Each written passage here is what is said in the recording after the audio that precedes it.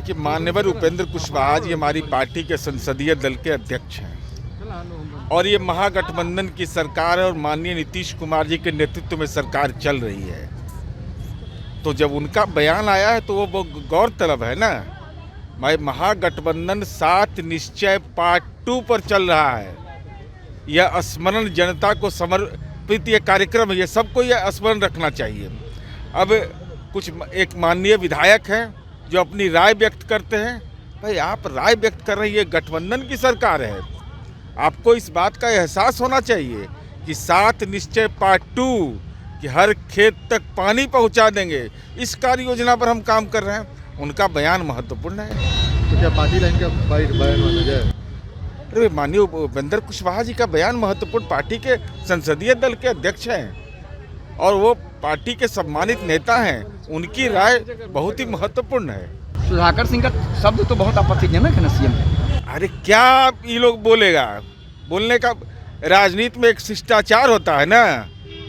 तो मैं ये तो जानना चाहता हूँ, खुद के दामन पर लगे दाग हैं और दूसरों के बारे में आपत्तिजनक बयान दे रहे हैं। और माननीय नीतीश कुमार जी को किसी के पैरवी की जरूरत नहीं है। यूनाइटेड नेशन ने climate leader round table conference में कहा, ये गौरव हासिल हुआ है माननीय विधायक जी। बिहार में किसी राजनेता को नसीब नहीं हुआ है, नीतीश कुमार जी को क्लाइमेट लीडर कहा गया। बिहार का क्लाइमेट तो ठीक किया ही, और देश दुनिया के अंदर में क्लाइमेट लीडर की उपाधि मिलना ये असाधारण व्यक्तित्व का ही नतीजा है। जेट तक खरीद रहे हैं आप लोग देश की यात्रा करने के लिए। बीजेपी करे वो तो राज्य सरकार के थोड़े खरीदा जा रहा है। अब देखिए, भारतीय जनता पार्टी तो मैंने ये तो त्याग तपस्या बलिदान वाली पार्टी है। ये तो झोपड़ी में रह के तपस्या करते हैं लोग। तो ये बेचारे कार्यालय नहीं कहा के लिए बना रहे थे। ये कार्यालय नीतीश कुमार जी व्यक्तिगत हेलीकॉप्टर खरीदे हैं, ये बिहार सरकार का हेलीकॉप्टर है। लेकिन भारतीय जनता पार्टी को यह बताना चाहिए कि नोटबंदी के काल में कैसे बिना पैन नंबर का जगह जगह देश के अंदर में ज़मीन खरीद लिए। तो वो कौन सा काम कर रहे थे? आपको तो पेड़ के नीचे तपस्या करना चाहिए। झोपड़ी के नीचे बैठ करके हम राष्ट्र निर्माण चरित्र निर्माण कर रहे हैं, तो एसी ऑफिस बना रहे हैं और दूसरे को नसीहत दे रहे हैं। समस्या अपार है, लेकिन समाधान यात्रा क्यों? देखिए, महत्वपूर्ण विषय है कि नैतिक बल वाला व्यक्ति ही यात्रा कर सकता है और इस देश के अंदर में नज़ीर है। एक तरफ देश के आदरणीय प्रधानमंत्री जी हैं, को मीडिया को कभी यह मौका नहीं मिला 2014 के बाद से को उनसे सीधा संवाद कर सके। सामूहिक संवाद करने की बात तो सोच भी नहीं सकता है। और ऐसी स्थिति में माननीय नीतीश कुमार जी अगर समाधान यात्रा पर निकले हैं तो तंत्र को ठीक किया जाना ही चुनौती है ना। और क्या क्या प्रवचन कर रहा है लोग, कह रहा है कि नीतीश कुमार जी के जाने के पहले रंग रोगन होता है, तब प्रधानमंत्री जी के जाने के पहले वहाँ पर माथा मुड़वाया जाता है, मुंडन कराया जाता है। अरे भाई, देश के राष्ट्रपति प्रधानमंत्री अगर कोई कार्यक्रम में जाते हैं तो स्वाभाविक है। तो ये इस ढंग का दुष्प्रचार, और नैतिक बल वाला व्यक्ति ही जाएगा ना, कौन जाएगा?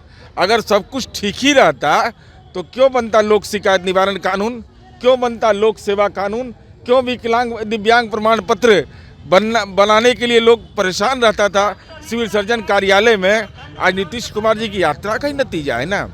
बीजेपी में नैतिक बल वाला आदमी नहीं, भारतीय जनता पार्टी में नैतिक बल रहता है 2017 में हमारे साथ आते ही। अरे, जनता का जनादेश तो इनके खिलाफ था ना। ये जो प्रवचन भाजपा करता है तो हम उन्हीं से सवाल पूछ रहे हैं। और आप हमारी आलोचना करिए, लेकिन अपनी उपलब्धि को भी जनता के बीच बोलिए। अब एगो एयरपोर्ट कहाँ पूर्णिया में बनाया, उसका न खाता खसरा कुछ पता ही नहीं चल रहा है। और किसी के आज ही मैं मीडिया में देखा कि जनधन खाता इतना खुला है, तो 15 लाख कहाँ गया बताइए, हिसाब दीजिए सबको। सुधाकर सिंह है वो बाज नहीं आ रहा, फिर बयान दिया और कहा है कि नीतीश कुमार, तो उनको उनसे सलाह लेके हुआ है। जिनका जब विधायिका में जन्म नहीं हुआ था उसके पहले से नीतीश कुमार जी यात्रा कर रहे हैं। अरे, अपना सुध लीजिए, दूसरे के सुध लेने की आपको जरूरत नहीं है। जब आपका विधायिका में जन्म नहीं हुआ था उस समय नीतीश कुमार जनता से सीधा संवाद करने के लिए यात्रा पर निकलते थे। अगर मन नहीं लगता है तो जाड़ा बहुत है, कंबल ओढ़ लीजिए और रजाई ओढ़ के सो जाइए घर में। आपको नहीं लगता अति हो रहा है? अरे अति क्या होगा, अब राजनीति में जो बेचैन आत्मा होता है उसकी आत्मा तड़पते रहती है। लेकिन मैं तो यही सीधा कह रहा हूँ कि जब इनका विधायिका में जन्म नहीं हुआ था तब से नीतीश कुमार जी यात्रा कर रहे हैं।